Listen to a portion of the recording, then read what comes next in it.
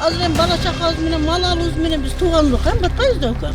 Жамбыр көп жааган малда ошо чыгып турабыз. Укук коргоо органдарына өткөзүп беребиз, сот органдары чечип беришет. Сузак районунун тургуну Турусбек Кочкорбаев үй бүлөсү менен жер көчкү кооптуулугу бар аймакта жашап жатат. Ал коопсуз деген дача участкасынан жер тилке алып турак жай бүтүргөн. Бирок ача айылындагы турагын жана мал чарбасын таштай албай жүрөт. Буга жаңы конуштагы шарттын жоктугу дагы себеп болуп жатканын айтат. Кудай сактасын, эми жакшы эле азырчы. Ушу 94-жылдан бери мына 30 жыл болуп атабы. Кудай сактасын, бир көчкү нерсе, эч нерсе болгон жок. Жашообуз жакшы, условияларыбыз бар бу жерде. Ал эми ал жерде азыр салган үйлөрүбүздө даже свет жок ал жердечи. Көчөбүздө даже шагыл төгүлгөн эмес, машина бара албайт. Ал жерге барып жашаш кыштын күндөрү кыйын да. Условия жок да ал жердечи. Бул жерде эми чарбабыз бар, суларды карап отурабыз. Башка ишибиз жок эми. Тез арада ичинде көчпөсө мына аба ырайда кескин өзгөрүп мындай болуп атат. Мына эскертүүнү азыр кол коюңуз. Сузак району боюнча 650 үй бүлө кооптуу аймакта жашайт. Анын 631 жер көчкү коркунучунда тургандар. Кооптуу жайдагылардын 404-ү мамлекеттен жардам жана жер тилкесин алганы менен жаңы аймакка көчүп чыга элек. Мындан улам бүгүн Сузак районундагы Кыржол, Ачы, Маркай жана Сай айылдарындагы тургундарга көчүп чыгуу боюнча эскертүү берилди. Сиз турган аймак жер көчкү кооптуу болгонуна байланыштуу ушул азыр кооптуу учурда тез арада ичине көчүшүңүзгө мына эскертүү таратып жүрөбүз. Чегим жок эле, былтыр чек алдым, каласа күздө.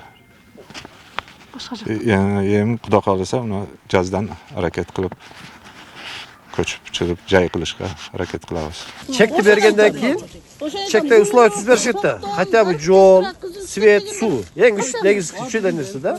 Ана чекти берген айерге жай салайын десең, жол жок, свет жок, кантип жай саласың? Өзүң ойлосоң. Чекти бергенден кийин оны архитектура чийиш керек экен, оны пландаштырыш керек экен, анан үй салыш керек экен. Ого биз тынчылап отурабыз. Чекти бергенде да каркырам иштеден берилген өзү. Ошол боюнча эле турат. Кичине шагыл төгөйүн анан фундамент коюп үй салайын десе, ого кызыл китеп бериш керек экен, архитектура чийиш керек экен. Анан архитектура чийгенден кийин кызыл китеп бериш керек экен, анан кийин салыш керек экен. Сизге эгерде ошол шарттарды жаратпаса сиз көчөсүзбү? Эми көчмөсөк ошол жака үйдү салабыз. Анан мындай силер көчтө эскертме берип атканыңарда мүмкүн бар ошол жерге отурабыз. Азыр эми бала чакабыз менен мал алуубуз менен биз туугандыкка батпайбыз да өкө.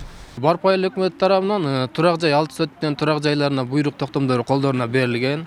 Ал эми буйрук токтомдор берилгенден кийин ал жашоочулардын өзүнүн архитектурага, кадастрга барып кызыл китепти алып, турак жай үчүн тийиштүү кагаздарын жүргүзүү айыл тургундарынын өздөрүнө гана милдеттендирилген. Жаңы конуштагы таза суу, жол, электр энергиясынын жоктугу жашоочулардын кооптуу аймактан көчпөй жүргөнүнүн бир себеби болуп калууда. Жергиликтүү бийлик эгер тургундар көчүп бара баштаса, шартты түзүп берерине ишендирет. Деген менен Сузактагы мамлекеттен жардам жана жер тилкесин албаган 270 кожолуктун маселеси ачык бойдон калууда. Аны жергиликтүү бийлик өздөрү айыл өкмөттөр карап чечишет. Азыркы учурда жер маселеси өзүңүздөр билесиздер, трансформация болуш керек, трансформацияга мораторий коюлду.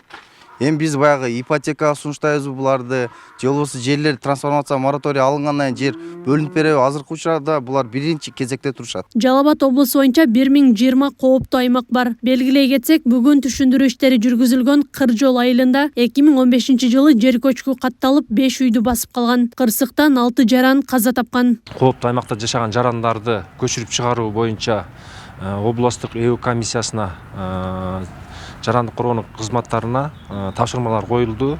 Жалал Абад облусунун башкармалыгы тарабынан атайын эскертмелер район шаарлардын акимерлерине тапшырылды. Азыркы мезгилде айыл өкмөттөрдүн жана жергиликтүү тургундар кызматтардын күчү менен ушул кооптуу аймакта жашаган жарандарды эскертүү жана ошол жерден коопсуз жерге көчүрүү боюнча иш чара жүргүзүлүп жатат. Кооптуу аймактарды жана анда жашагандарды аныктоо жагы өзгөчө кырдаалдар министрлигине жүктөлгөн. Ал эми аларды көчүрүп чыгуу маселесин жергиликтүү бийлик өкүлдөрү чечет. Эскертүү берилгенине карабастан көчпөй калгандардын маселеси укук коргоо органдарына берилип, сот аркылуу чекит коюлат. Акылай Кырабаева, Шерзат Эгембердиев, Регион.